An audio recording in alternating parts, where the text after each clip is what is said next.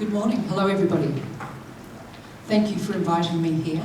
I'll actually stand here instead of behind the lectern. I hope everybody can see me. I'm really excited and honoured to be invited here as a keynote speaker for the conference. The first keynote speaker for the day on our first day of the conference. Thank you very much for having me here. And I'm really excited to be part of the Pathways 13 conference. I was born deaf, and I have a lot of experiences in my life journey, especially through tertiary education. Especially last year, I studied to become an interpreter. So I'm going to talk a little bit about my experiences as a deaf person going through the educational institutions in Australia, where mostly you are with peers who can hear, peers who don't sign, and peers who use spoken English. But I want to give you a little bit of background about myself firstly.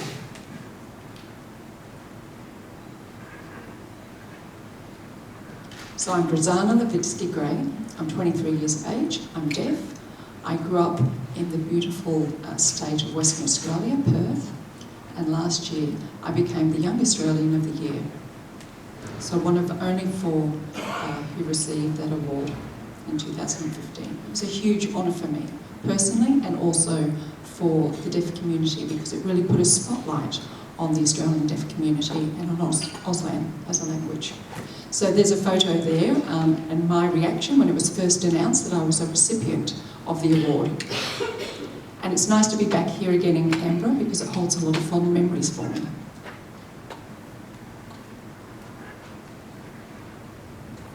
I come from a deaf family, and English is not my first language, but rather my second language. Auslan, Australian Sign Language, is my first native language. This is my family. So in the front, you can see my parents, both are deaf. And the top to your left is my brother, Joshua. He is also deaf. And he has 2 children who you can see in the front. They're twins. And both of them can hear. And we were quite shocked actually, because I'm the 5th generation of a deaf woman in my family on my mother's side. So we have many, many deaf people in the family. So it's quite shocking to have 2 children in the family who could actually hear. We didn't expect that. And I remember when they were born in the hospital, within 24 hours they had a hearing test. And the nurse came in, did the test, and didn't have to say anything. She just gave this sign, the thumbs up sign. So firstly, this was done on Zachary, my nephew, and then Ashley, my niece. And she didn't say anything, but rather gave the thumbs up sign again. And we wanted to know what that actually meant. And she said, well, that means that they can hear. This is a good thing. And as a family, she could see that we were all deaf. And does she mean that being deaf means a thumbs down? I mean, you laugh, but it's real. That's the attitude or the perspective of the wider community, that being deaf is not a good thing, it's negative. And it puts us as a lesser than other people. The beautiful part now is that the twins are almost 8, and Auslan is their first language. So as a family, we can communicate freely at home. And so we've grown up bilingual and bicultural. I know 6 different languages myself now, and I'm currently learning 2 more. Afrikaans, and South African Sign Language. My husband is from South Africa, and that's my husband on the right. And some exciting news, we've just been married recently, 2 weddings in 1 month. So deaf people can get married. We are allowed. I just thought I'd let you know, just in case you're a little unsure. So our first wedding was in Perth, and that was on our 4-year anniversary. And our second wedding was in South Africa. So before I go on, I'd like to know what you know. Do any of you know Auslan, or maybe are currently learning Auslan? Hands up. Okay. Okay, so we have a few people that know some Auslan. Fantastic, that's great. And I hope that you have the opportunity to learn, because it really is a beautiful, rich language, and it belongs to Australia, and it belongs to the community. I'll just show you a few statistics, so it gives you some ideas about deafness and deaf people. So how many deaf people do you think there are in the world? What do you think? Hands up. If you could have a guess how many deaf people there might be in the world?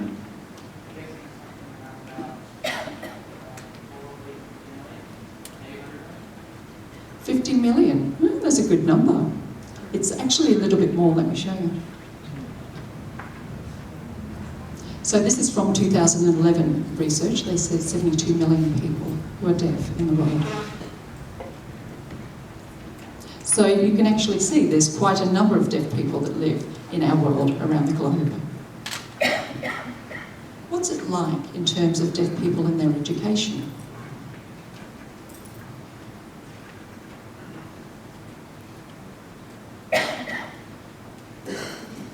So 80% of those 72 million deaf people live in developing countries. Only 17% receive an education. And have a look at education, and then the lower number, which talks about bilingual education. So what does bilingual education mean for you? Does anybody have an idea of what that might mean? So, Auslan and English? Correct. So if you were coming from another country, it would be a native sign language and their spoken language that belongs to that country. So I'm one of those 3%. So 97% of deaf people around the world do not receive an education in their sign language, their native sign language. And the 17% of deaf people that receive an education do not actually receive that bilingually. So usually they're educated through a spoken language. So if we think about a deaf child who can't speak and who can't hear being forced to receive their education through a spoken language, that's really overwhelming. I received a bilingual education growing up, and that really assisted me to succeed in my life. And that's why now I know 6 languages and I'm learning 2 more. And that's why now I became the Young Australian of the Year, because I was given opportunity and reached my potential. So I'm very passionate about making sure that deaf children receive an education in their native sign language.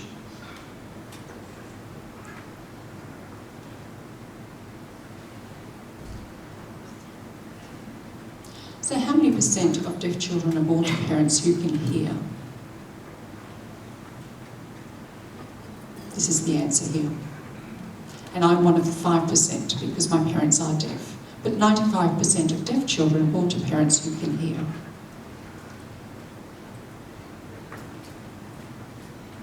So the theme of this conference is about changes, challenges and choices. So firstly, I'd like to focus on changes. Within our field of work, whether you are working as staff or you're students or practitioners, you go through changes, especially now with technology.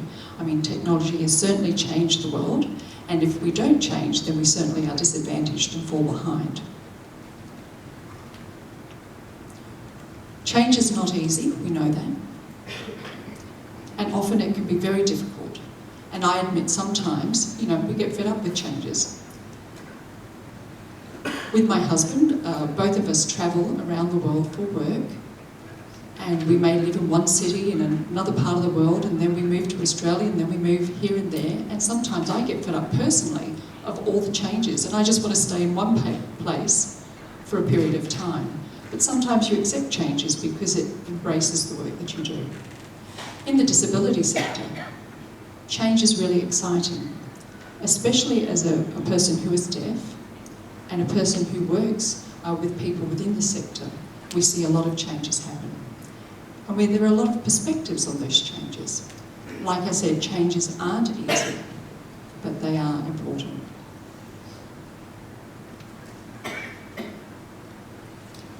I'd like to talk about accessibility versus reasonable accommodation. A question for you is to think about accessibility versus reasonable accommodation. If we think of the context of a classroom where you may have a deaf student and you have a teacher who can hear and who speaks in English and they're providing an Auslan interpreter in the classroom, is that accessibility? What do you think? Yes or no? So I can see a few nods. Who thinks it is accessibility, having an Auslan interpreter in the classroom? So put your hand up if you think that equals accessibility. Who thinks it's reasonable accommodation? Okay, so it looks about half-half for those questions.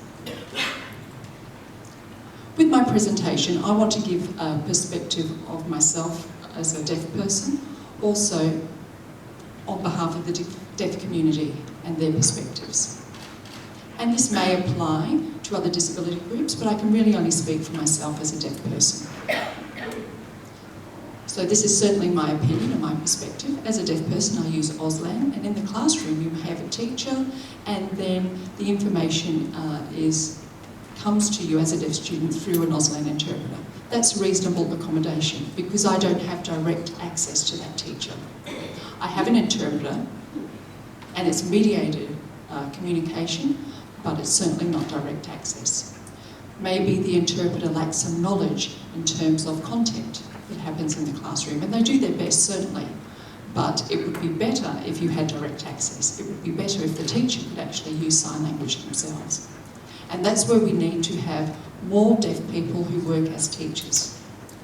And not just being teachers of deaf, but working within mainstream classrooms as teachers, teaching different subjects. So that's one example of where that is reasonable accommodation rather than being access. I was involved in the Diploma of Interpreting last year to become an interpreter, and that was totally accessible to me. All of my teachers, whether they could hear or whether they were deaf, were signing in the class. There were 14 students who could hear and a number of deaf students, and we had direct access to those teachers. And for the first time in my life, I didn't miss any information. I was not disadvantaged in any way. I was part of the classroom 100%. I could interrupt or interject when I needed to, and I could have conversations as I needed to. This doesn't happen in mainstream classrooms, and certainly didn't happen for me as a deaf student in mainstream classrooms. I was always behind. I was not quite sure when was the right time to interject, and I was receiving information through a third party, an interpreter. So for you who are working in the field, you really have to think about what you are providing to students. Is it accessible? Can we make sure it's more accessible? Can we provide reasonable accommodation? In some situation, that's fine. We have to acknowledge that reasonable accommodation is what we can provide. But we need to be really clear about what we're providing to students, whether it's accessibility or whether it's reasonable accommodation.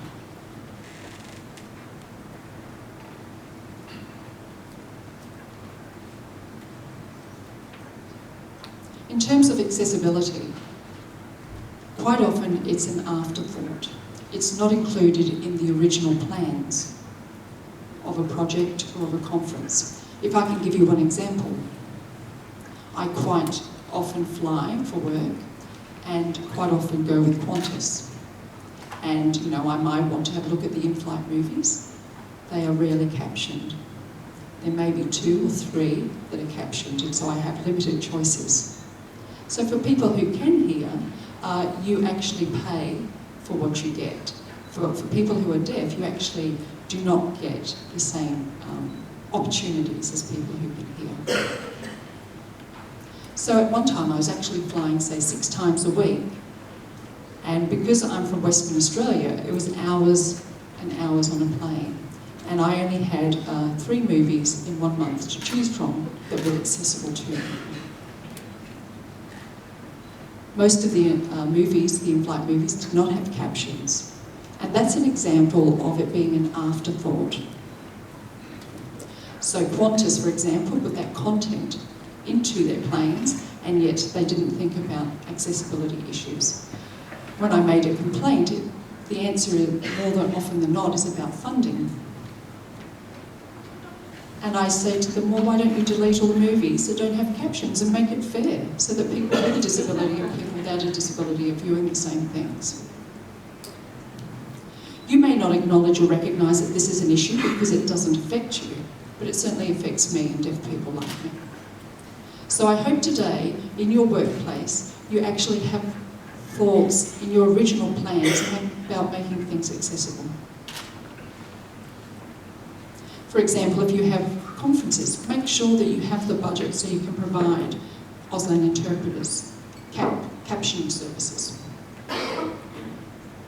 And another issue I have as a motivational speaker that does a lot of work, in the last few months I've noticed that when people ask for me to present, that we talk about all types of things like the speaker's fee, and when they realise they have to provide Auslan interpreters, they actually withdraw from the offer. And they actually say that they can't provide an Auslan interpreter for me. And that means that as a deaf person, my business suffers. And it's because accessibility is an afterthought. As a motivational speaker, I should be able to work where I need to work, and it should be irrespective of being a deaf person. I should have accessibility. Challenges. One of the important things for all of us to remember is not one size fits all. I prefer to use Auslan. It's my first language. But not all deaf people want the same thing. Some deaf people like captioning services. Some people like to have note takers.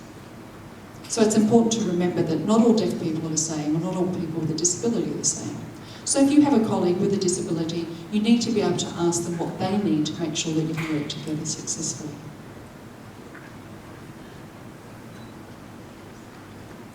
As a student of tertiary education, I faced a lot of challenges within the education sector, especially if the environment had mostly people who could hear in it. A lecturer would lecture, I would access that through an interpreter, but I couldn't actually write notes at the same time because I couldn't look down to write those notes because I would miss information from the interpreter. So I would also be supplied with a note taker.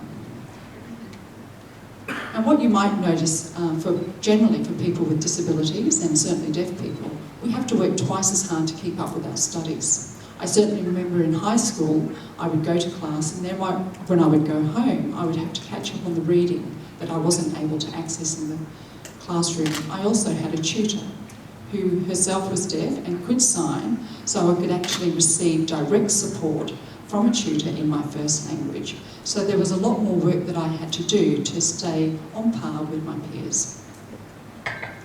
I was also working at McDonald's for a certain time, so after school I was attending class, so it was a lot more work. So I think it's important for us who work in the field to work with students to make sure that they receive the support they need to be able to thrive and succeed. Sometimes we think, that people with disabilities can succeed, and that is true, but it's exhausting. It can be very, very exhausting. So we need to make sure that they have the right supports to help them to succeed.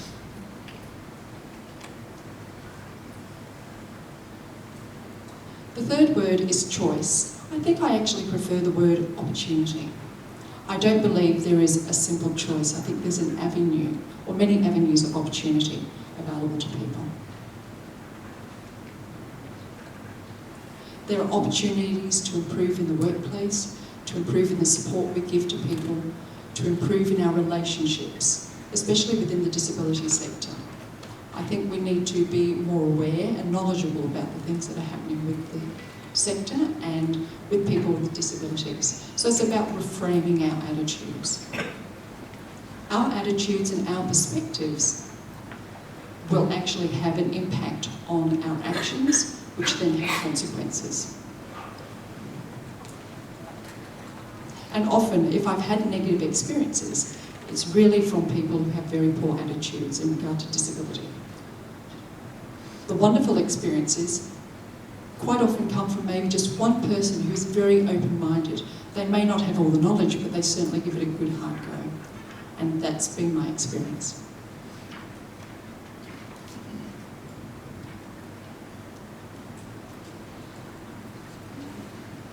As Genevieve commented earlier, one of my big focus areas is certainly about deaf children and the right to access sign language from birth.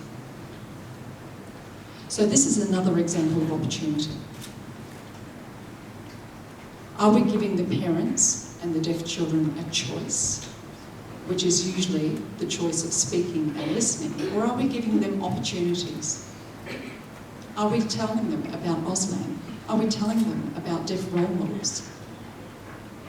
Are we giving opportunities so that children can reach their potential? And I think in the system that we currently have, those opportunities are not available to them. So if there's one thing I'd like you to take away from today, it's about reframing your attitude and your perspective.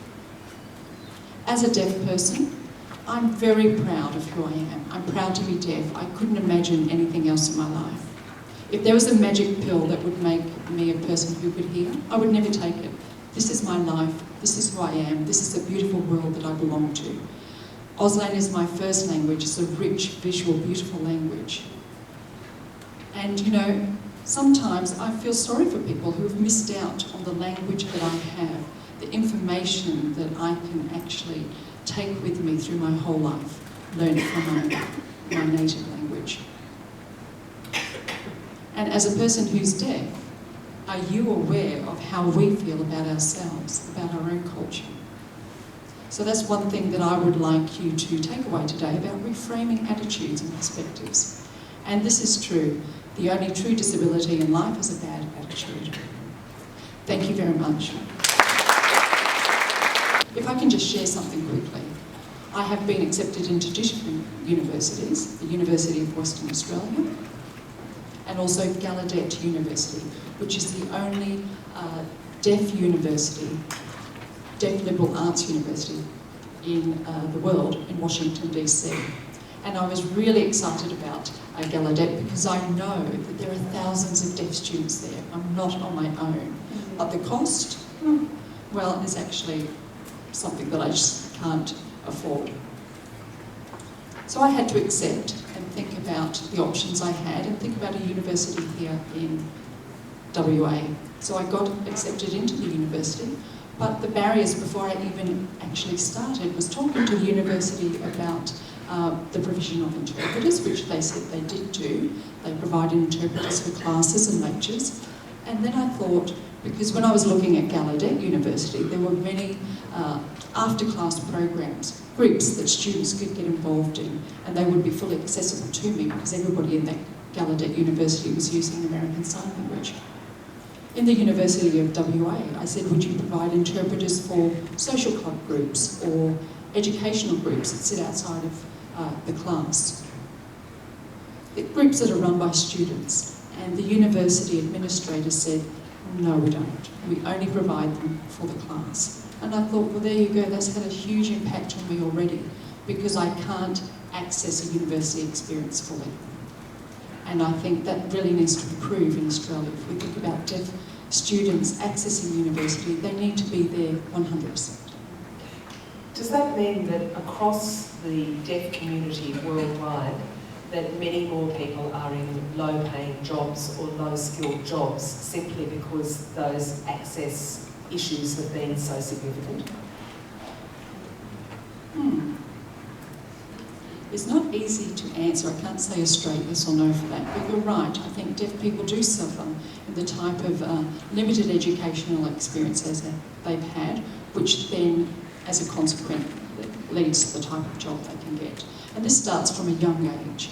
So, you know, if they had access to education through a natural language, that would be a better outcome. But because the education system has failed many deaf people, it certainly has had an impact on the type of job that they can attain. If we have people like myself who've had a good education, have good skills, and if the attitude in the wider community was better, then it would certainly help. And I have certainly applied for many, many jobs, but if they see the word deaf on the job application, many people aren't interested. It's too hard. It's in the hard too hard basket because they don't know how to communicate with deaf people. So there are a lot of factors, I think, and barriers that really have an impact on deaf people. But you're right, university life can be quite difficult, and it's made more difficult for deaf people. And certainly for myself, I try to bypass that because I realise it would be very difficult.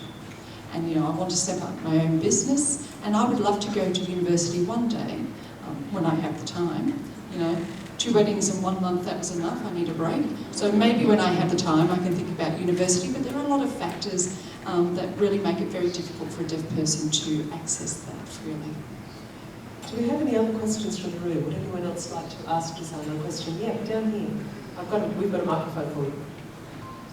I was wondering, what are the parallels between a person who is limited to sign language communication and potentially SLA speakers and foreign contributors to society, and when a foreign lecturer might need to come to a university to give a talk, and if you yourself came to a university to give a talk, and how those two systems might be treated differently, maybe?